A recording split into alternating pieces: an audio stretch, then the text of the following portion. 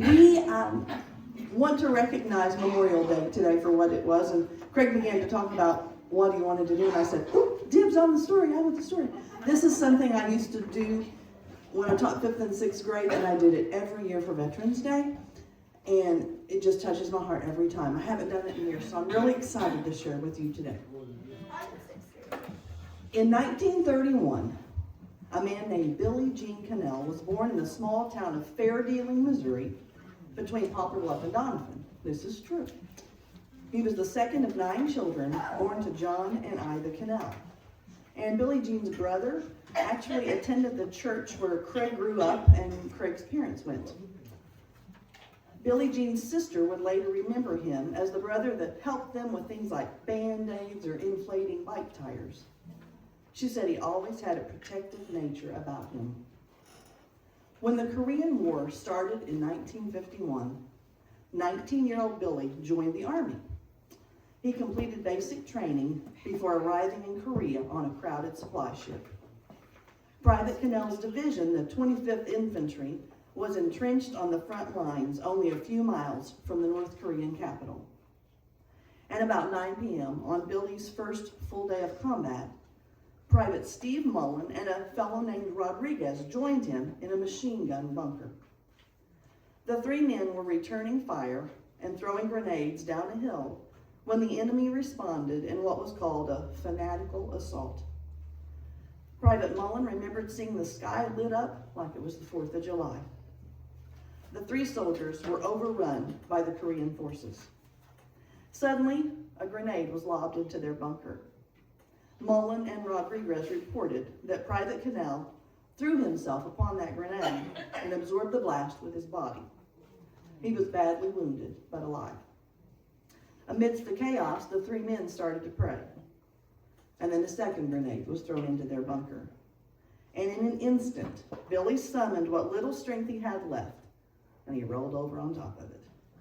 And he used his body as a shield to once again protect his friends. And unfortunately, Billie did not survive this second sacrifice, but Mullen and Rodriguez did. And that, my friends, makes Billie a hero. He died so his friends might live. And those who have served often say they're fighting not for a cause, but for the person that stands next to them. And in John 15:13, Jesus tells us that greater love has no one than this, to lay down one's life for one's friends. Billie and all of our veterans and current service members deserve our thanks. And Cannell received the Congressional Medal of Honor for his actions, and today that medal hangs in the Hall of Heroes at the Poplar Bluff Museum. If you've never been, you need to go. It just happens to be open on Sundays from 1 to 4.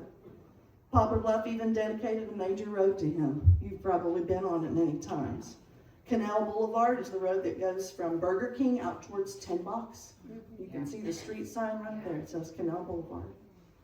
There's even a special citation for Billie hanging in the Stars and Stripes Museum in Bloomfield. And if you ever happen to be driving west of Poplar Bluff on Highway 160, stop at Fair Dealing, make a left at the post office. And when you come to the cemetery, get out and visit Private Cannell's grave and tell him thanks for taking care of his friends that day. When I told this story with the kids, a lot of them had gone to the same school, the elementary school at Eugeneville there in Poplar Bluff, where Billie had attended. So what a neat story to know that this guy was one of us. And there are many. His story is just one that probably some of you have heard before. But what a neat story and what a neat day to honor these people and their sacrifices. And I think, Evelyn, are you going to come up? As you know, we started a social club, sewing club, called the Social Club, and we started making quilts, and we give out comfort quilts to friends, people who are having rehabilitation. We gave one to Carol last week, and I've been in a group before that's called, for veterans, it's called Quilt the Valley, and now you made me cry.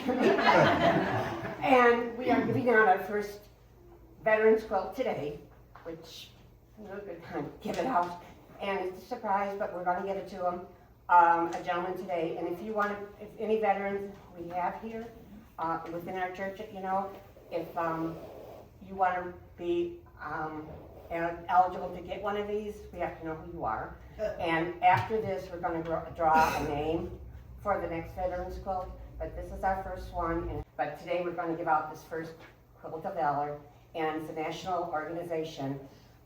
There's guidelines to make these quilts, and there's special tags that you use on the back of them. And it's telling them, you know, you've got a Quilt of Valor, and thank you for your service, and we appreciate it, and it's from everybody as well.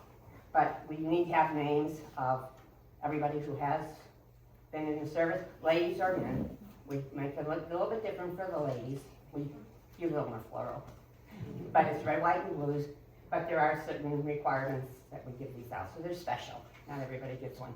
So our first one, I think they decided to give the first one to Lonnie as our oldest veteran. Turn around and things get. and if you have family here, and you guys can come on afterwards. I'll take this first. So this is, whoops, sorry. I'm not sure if this makes me I can, yeah. Okay, that's the first one. Does family want to come up with me with? Yes. Yeah, This is our first Veterans Quilt. It says, thank you for your service, sacrifice, and valor, handmade for you by Lake Wappapelli United Methodist Church. Thank you very much.